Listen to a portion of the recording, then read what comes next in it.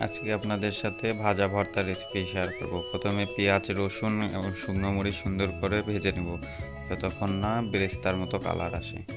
পেঁয়াজটা ভালোভাবে ভেজে নেওয়ার পর আলু দিয়ে দিব। আলুটা আমি আগে থেকে সিদ্ধ করে রেখেছিলাম এবং সাথে ম্যাশ করে রেখেছিলাম। আলুটা সুন্দর করে ম্যাশ করে নেবেন। আলুটা দেওয়ার পরে ভালোভাবে মিক্স করে নেবেন।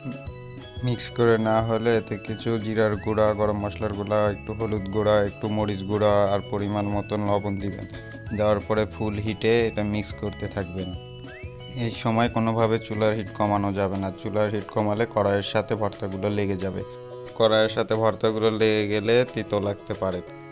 ভালোভাবে মিক্স করুন। ভালোভাবে মিক্স হয়ে গেলে এটা পরিবেশন করবেন।